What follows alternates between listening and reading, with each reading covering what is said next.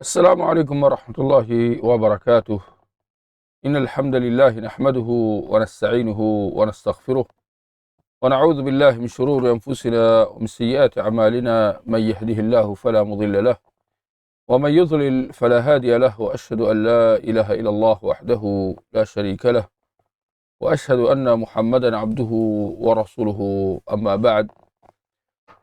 Tuan-tuan dan puan-puan, ikhwah muslimin muslimat yang dirahmati Allah, bertemu kita dalam segmen khas membaca buku himpunan Risalah Akidah Syekh Muhammad bin Abdul Wahhab At-Tamimi rahimahullah.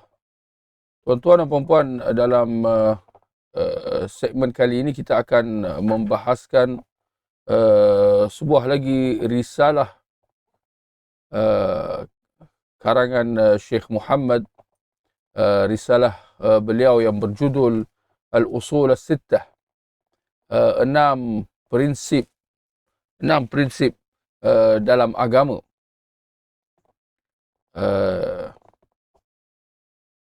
Yang mana beliau dalam risalah ini membahaskan enam prinsip utama yang digariskan oleh agama Islam. Baik, jadi tuan-tuan dan puan-puan, boleh kita lihat di bahagian pendahuluan risalah beliau ini, Syekh Muhammad rahimahullah memulakan risalah ini dengan ucapan Bismillahirrahmanirrahim. Kemudian kata beliau rahimahullah, antara perkara yang sangat mengagumkan dan menjadi tanda yang paling besar dalam menunjukkan kekuasaan Tuhan yang maha memiliki, lagi maha menguasai segala sesuatu, adalah enam prinsip yang Allah telah jelaskan dengan penjelasan yang nyata untuk orang awam, melebihi sangkaan orang yang berprasangka. Sambil membaca ni saya cuba olah sedikit lah, ya, gaya bahasa tu supaya lebih sesuai atau lebih tepat. Namun ternyata ramai intelektual dan cendekiawan dalam kalangan Bani Adam memahaminya dengan cara yang salah, melainkan hanya sedikit sekali.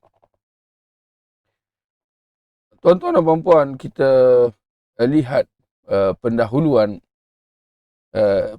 yang ringkas yang diberikan oleh Syekh Muhammad dalam risalah beliau ini, di mana apa yang dinyatakan oleh Syekh Muhammad di sini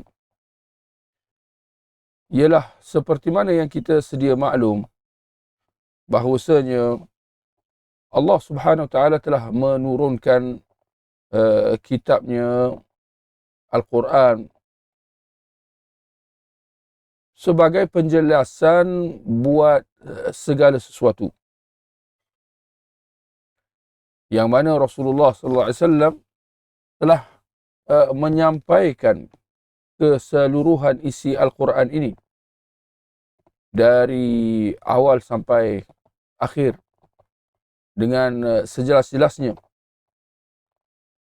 Dan perkara yang paling besar, yang paling penting yang Allah telah nyatakan dalam Al-Quran ini dan dijelaskan oleh Rasulnya Muhammad sallallahu alaihi wasallam ialah perkara yang berkaitan dengan tauhid dan syirik.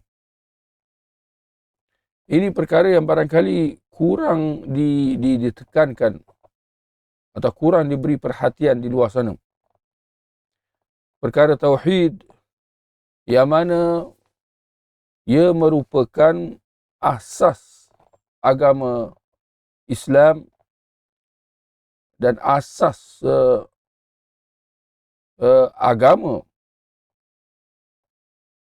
agama itu sendiri, yang mana segala apa perkara-perkara yang lain, segala apa amalan-amalan yang lain lahir daripadanya,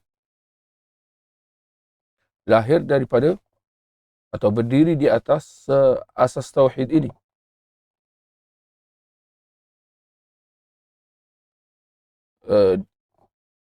Maka kita lihat adanya penjelasan tauhid, dan dalam masa yang sama penjelasan dalam Al-Quran mengenai apa yang bertentangan dengan tauhid ini, iaitu syirik. Syirik yang akan membatalkan tauhid itu,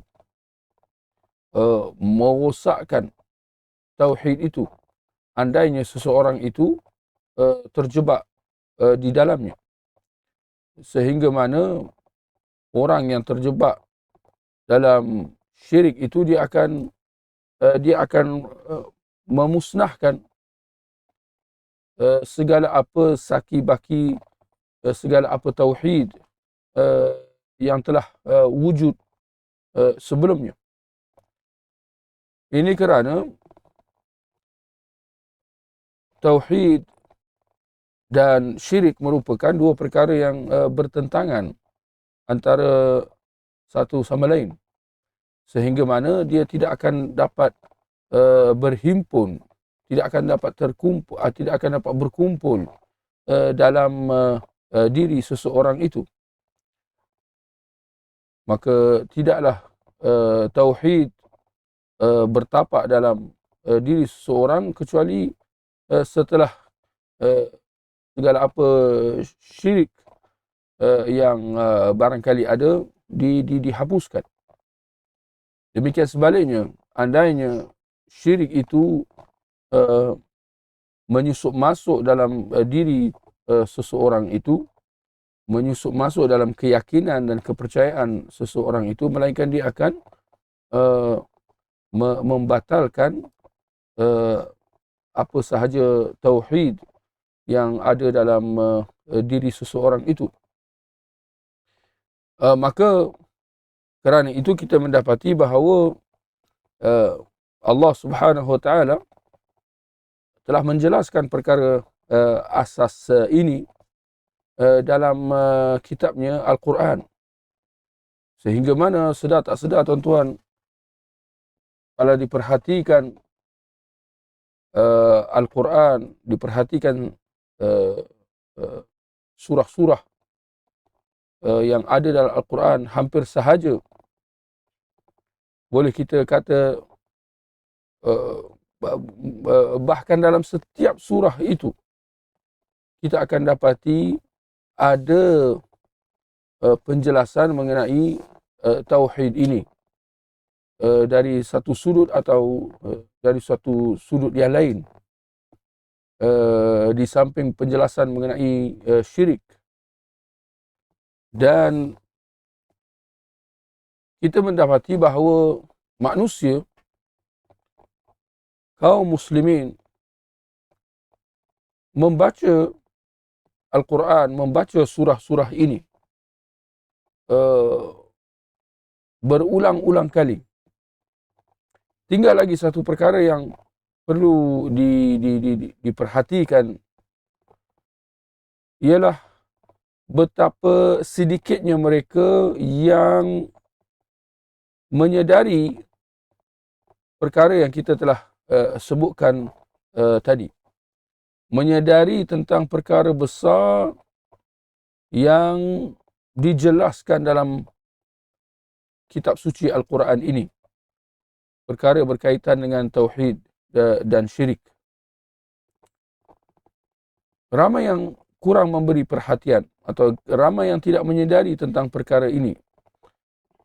Kesudahannya mereka membaca Al-Quran, ramai yang membaca Al-Quran, tetapi secara sedar atau tidak mereka terjebak dalam syirik dan mereka mengabaikan perkara tauhid,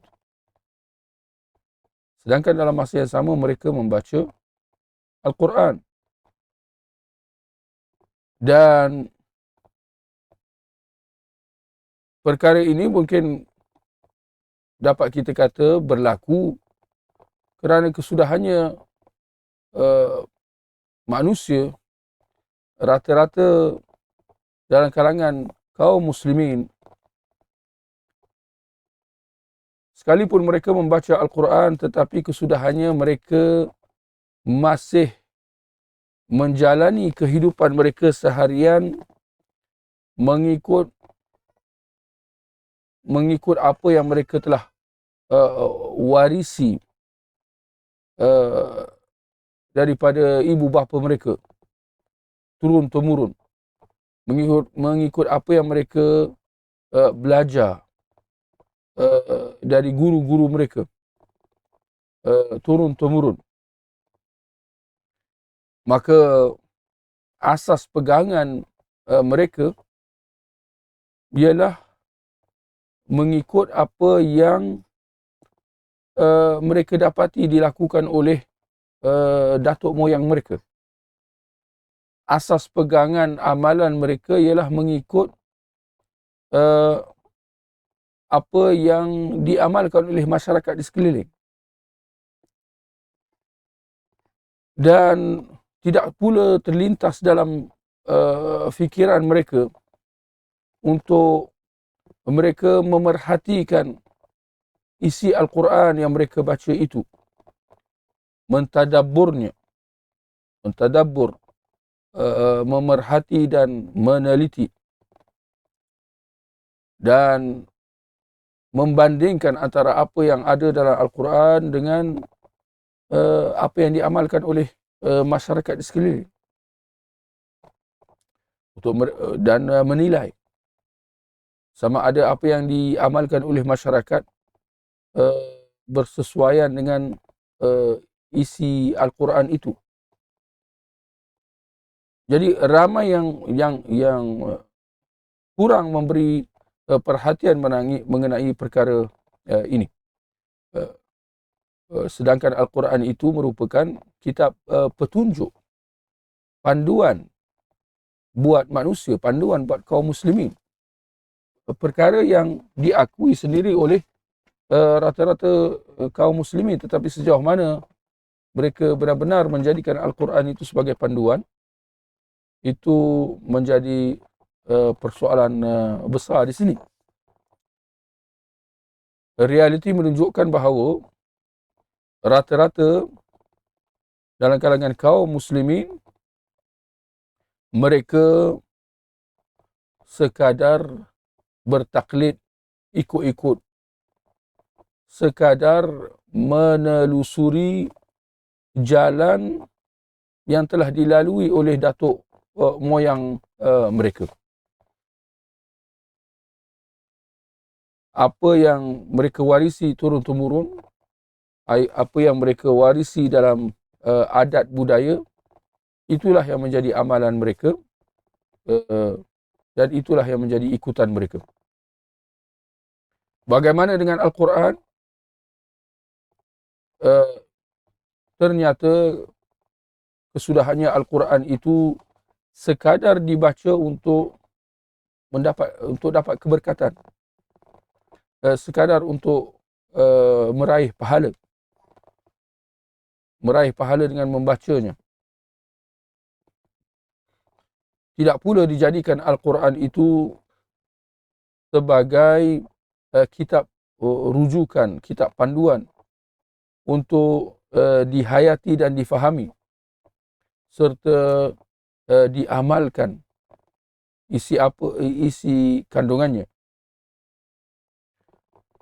Jadi ramai yang membaca Al-Quran membacanya untuk menjadikannya sebagai panduannya. Sebaliknya, Al-Quran dibaca sekadar untuk mengambil berkat, uh, sekadar untuk seronok atau untuk untuk untuk bergembira dengan membaca, dengan mendengar suara merdu pembacanya, dan bukan untuk menghayati atau bukan untuk beramal dengan isi Al-Quran itu. Maka akhirnya kita mendapati bahawa dalam kalangan mereka yang membaca Al-Quran, amat sedikit mereka yang membacanya untuk menghayatinya, untuk membuat perbandingan antara apa yang menjadi amalan masyarakat di sekeliling dengan apa yang digariskan oleh Al-Quran itu. Maka ini sangat sedikit dalam kalangan manusia, dalam kalangan umat Islam yang melakukannya. Kita tidak mengatakan bahawa perkara ini tidak ada. Ada, tetapi sangat sedikit. Sangat sedikit mereka yang menghayati dan beramal dengan isi Al-Quran. Kesudahannya, Al-Quran berada di satu lembah, manakala sebahagian kaum muslimin atau ramai daripada kalangan kaum muslimin yang berada di satu lembah yang lain. Dan sekian lama mereka membaca Al-Quran, tidak pernah terlintas dalam fikiran mereka untuk mereka melakukan perubahan yang sepatutnya. Bahkan barangkali mengejutkan, andainya ada sesiapa yang ingin berusaha untuk menghayati isi Al-Quran dan membandingkan apa yang terkandung dalam Al-Quran dengan amalan masyarakat, barangkali dia akan ditolak, dia akan diperlecehkan, bahkan dia akan diperangi dengan dilemparkan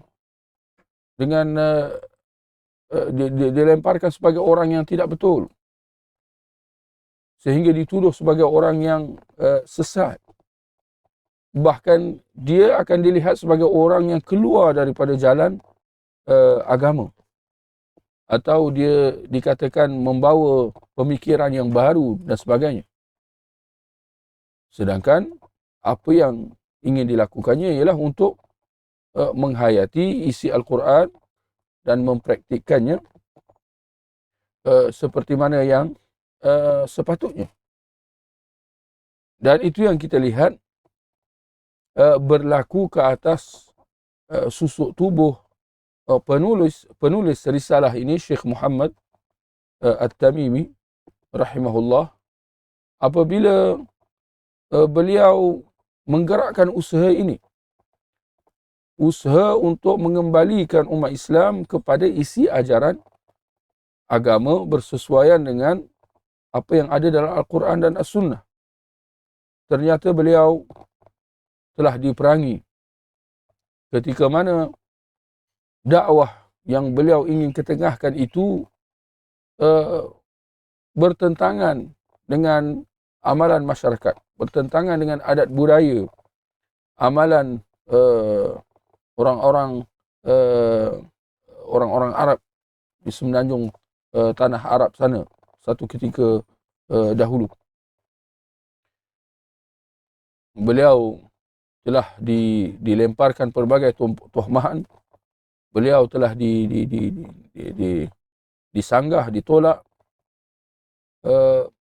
Bahkan ada sampai yang mengkafirkan beliau rahimahullah. Tetapi akhirnya hal-hal yang seperti ini bukanlah suatu yang baharu, bukanlah suatu yang pelik. Kerana itulah asam garam dalam berdakwah. Itulah apa yang telah dilalui oleh para nabi dan rasul zaman berzaman. Apabila para rasul membawakan risalah Tuhan, risalah tauhid, mengajak manusia, mengajak orang ramai supaya meninggalkan hal-hal yang bertentangan dengan tauhid, hal-hal syirik, hal-hal khurafat. Para rasul ini telah diperangi, dituduh dengan pelbagai tuduhan-tuduhan yang tidak baik. Tetapi apakah sikap masyarakat ini memberi sebarang kesan atau menjatuhkan kedudukan para nabi dan rasul itu? Jawapannya tidak. Bahkan itu merupakan antara sunnatullah, ketetapan Allah Subhanahu wa taala dalam dakwah, bahawasanya sesiapa sahaja yang cuba menggerakkan dakwah ini, menyampaikan isi risalah Allah Subhanahu wa taala, dia akan berdepan dengan pelbagai cabaran. Justru Allah mengatakan dalam surah Fussilat ayat 43, "Ma yuqalu laka illa ma qad qila lirrusul min qablik." Tiadalah apa yang dikatakan kepada engkau, yakni wahai Muhammad, melainkan apa yang telah diperkatakan kepada rasul-rasul sebelum engkau. Seperti mana para rasul dahulu telah diperangi, demikian Nabi junjungan besar kita Nabi Muhammad sallallahu alaihi wasallam juga telah diperangi oleh kaum Arab, kaum Quraisy Mekah. Baginda telah diperangi, dan itu bukanlah kerana kekurangan atau kecacatan pada dakwah yang disampaikan oleh baginda, tetapi kerana itu merupakan sunnatullah, ketetapan Allah Subhanahu wa taala. Makanya tuan-tuan, apa yang disebutkan oleh Syekh Muhammad dalam mukaddimah ini bukanlah sesuatu yang pelik. Bahawasanya ramai daripada kalangan kaum muslimin membaca Al-Quran, mereka bahkan dalam kalangan mereka banyak membaca Al-Quran, mengkhatamkan Al-Quran, menghafalnya dan membacanya dengan penuh dengan merdu dan penuh berlagu. Tetapi kesudahannya mereka lebih menitik beratkan mengenai lafaz-lafaz Al-Quran, cara lenggok membacanya, hukum hakam tajwid yang berkaitan dengannya, bacaan mad, bacaan idgham, ghunnah, iqlab, izhar, ikhfa. Ini yang diberikan perhatian yang lebih, dan ini bukanlah sesuatu yang salah. Hanya sahaja apa yang kita nak katakan di sini ialah mereka mengabaikan apa yang lebih besar atau apa yang tak kurang pentingnya, iaitu untuk dihayati isi makna ayat-ayat suci Al-Quran, bertafakuh dengan maknanya, mentadabbur Al-Quran itu, dengan membandingkan isi makna Al-Quran dengan apa yang diamalkan oleh manusia, sama ada bersesuaian ataupun Tidak, ya.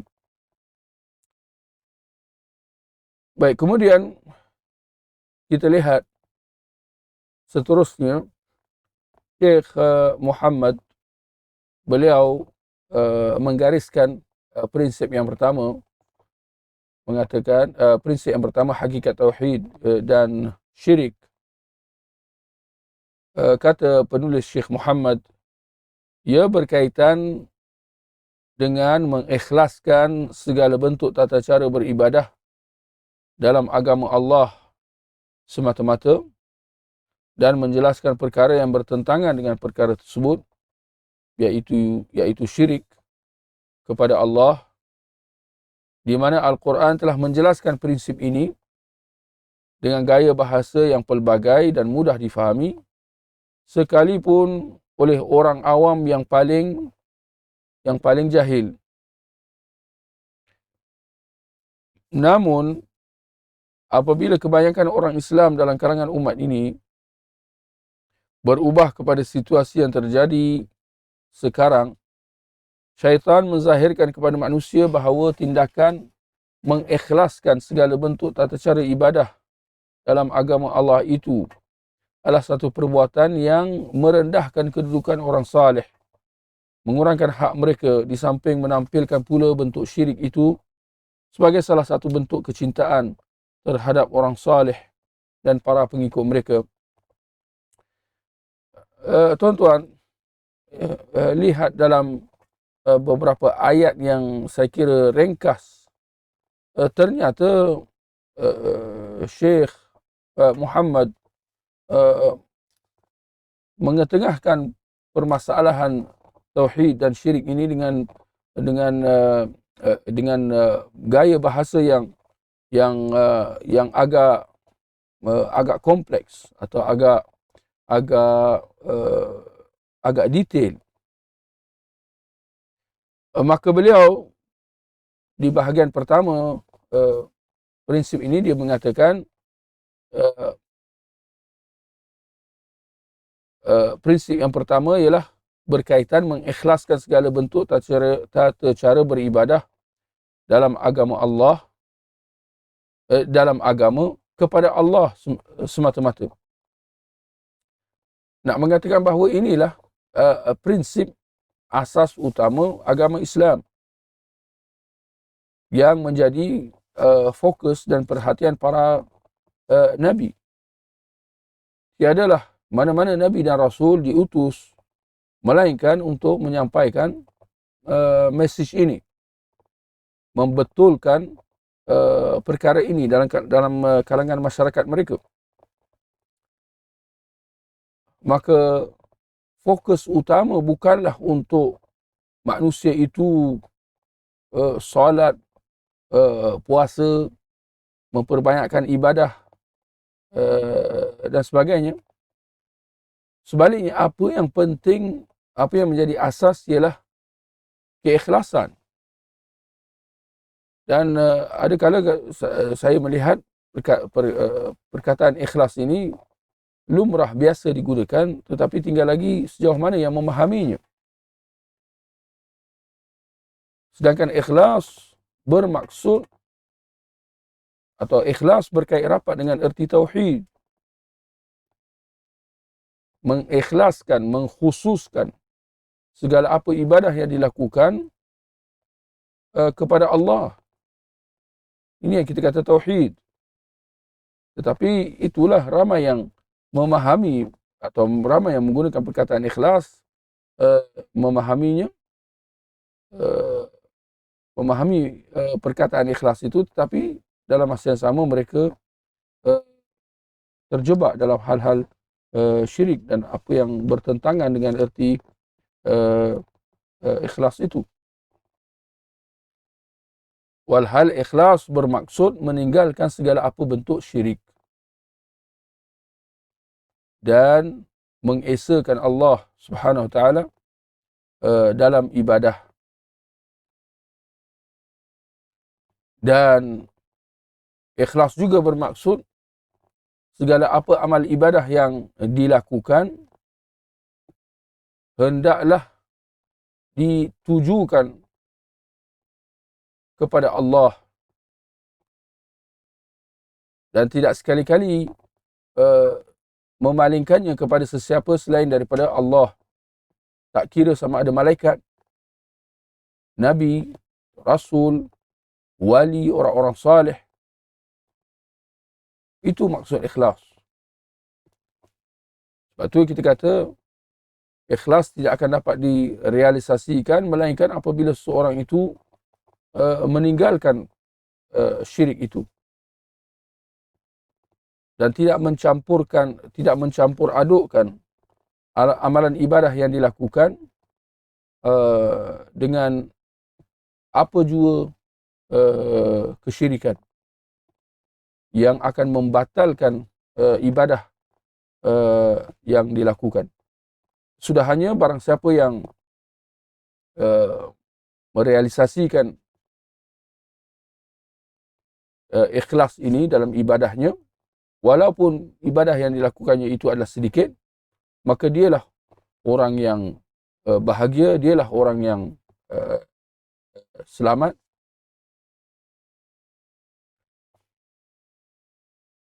Kemudian kata Syekh Muhammad dan menjelaskan perkara yang bertentangan dengan perkara tersebut, iaitu syirik. Ini kita kata ikhlas lawan dia syirik. Demikian tauhid lawan dia syirik.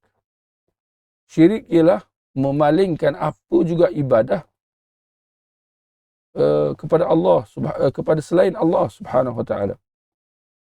Bukan sahaja dalam bab solat, puasa dan sebagainya.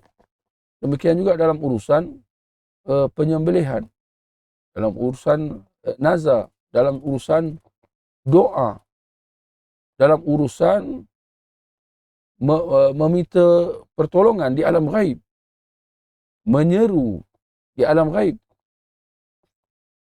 Jika dipalingkan kepada selain Allah, maka itu syirik. Jika ada yang menyeru, memanggil nama-nama di alam ghaib selain daripada nama Allah Subhanahu Wa Taala, maka itulah dia syirik. Ya.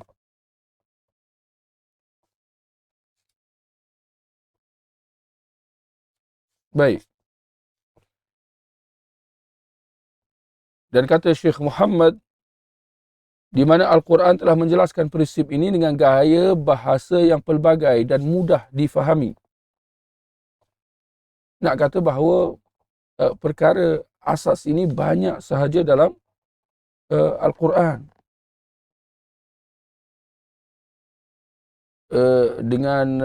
Dalam banyak ayat-ayat, dalam pelbagai gaya bahasa yang mudah difahami, kata Syekh Muhammad, sekalipun oleh orang awam yang paling jahil. Kata bahawa Al-Quran ini yang mungkin ramai yang keliru atau salah faham.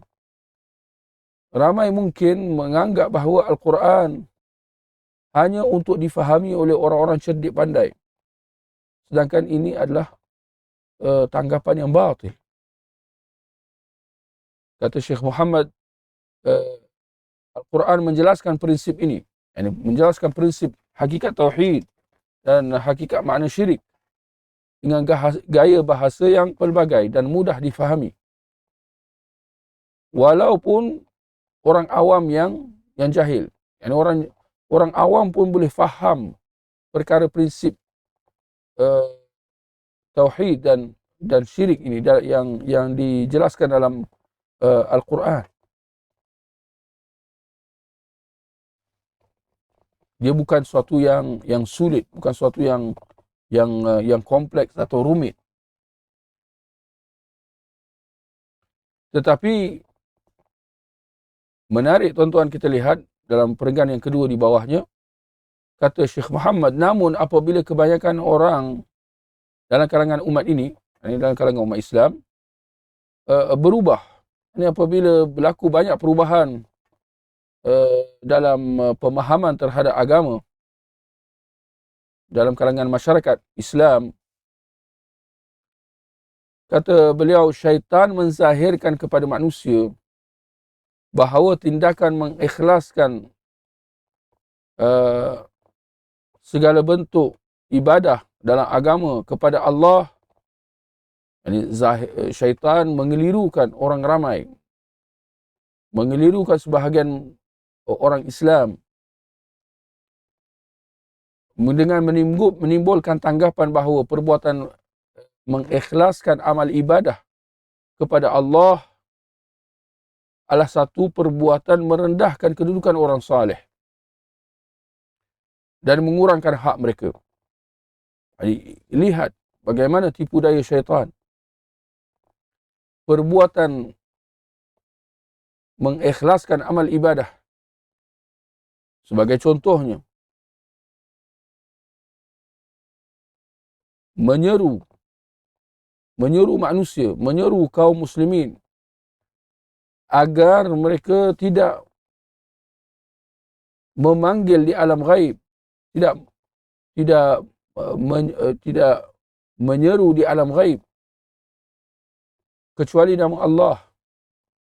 Jangan sekali-kali memanggil dengan nama-nama selain Allah Subhanahu wa taala. Jangan sekali-kali memanggil nama orang-orang yang dah mati. Walaupun orang yang dah mati itu adalah seorang tokoh yang besar, seorang wali, seorang saleh, seorang syekh, seorang guru. Jangan sekali-kali menyeru nama mereka. Jangan sekali-kali memanggil, meminta pertolongan daripada mereka. Sebaliknya minta tolong daripada Allah. Dakwah seperti ini, seruan seperti ini, dikatakan merendahkan kedudukan orang saleh, menafikan hak kedudukan orang saleh. Lihat, tuan-tuan, dakwah kepada tauhid, dakwah supaya jangan kita berdoa, jangan kita meminta pertolongan di alam ghaib kecuali daripada Allah, dikatakan merendahkan kedudukan orang saleh kerana tidak menyuruh nama orang saleh. Ini adalah satu, ini ditimbulkan tanggapan bahawa ini merendahkan kedudukan orang saleh itu. Seolah-olah kita tidak mengiktiraf kedudukan mereka. Bahawasanya mereka mempunyai kedudukan yang tinggi di sisi Allah. Bahawasanya mereka ada keistimewaan, ada kelebihan dan sebagainya. Sedangkan bukan itu bukan begitu kesimpulannya. Ya benar, orang-orang saleh, wali-wali Allah, mereka mempunyai kedudukan yang tinggi di sisi Allah. Tetapi ini tidak berarti bahawa kalau mereka sudah meninggal dunia, maka kita boleh meminta tolong daripada mereka. Kerana itu dilarang, ditegah dalam Islam. Bahkan itu dihukum sebagai perbuatan syirik. Jadi, tauhid dan syirik adalah satu perbahasan. Hormat dan memuliakan orang-orang saleh, wali-wali Allah, itu adalah satu perbahasan yang lain. Adalah dua topik yang berbeza. Tetapi mereka mencampur adukkannya. Kemudian kata Syekh Muhammad, di samping menampilkan pula bentuk syirik itu sebagai salah satu bentuk kecintaan terhadap orang saleh dan para pengikut mereka. Yakni perbuatan syirik, meminta tolong daripada orang mati atas alasan bahawa si mati itu adalah seorang yang saleh, seorang wali Allah.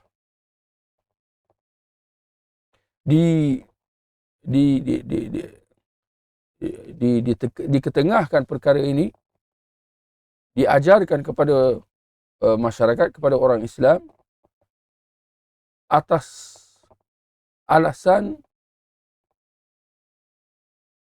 menghormatinya, mengakui kedudukannya dan menyatakan kecintaan kepadanya. Yakni dilakukan perbuatan syirik itu atas dasar, atas alasan hormat kepada si mati, mengakui kedudukannya yang tinggi dan cinta kepada orang saleh dan cinta kepada wali Allah. Syirik yang disalutkan dengan alasan-alasan yang seolah-olah bagus dan baik. Padahal realitinya syirik itu adalah seburuk-buruk perkara. Tetapi bagaimana ia diketengahkan? Dia ditengahkan dengan rupa yang mengelirukan. Dia diketengahkan dengan alasan hormat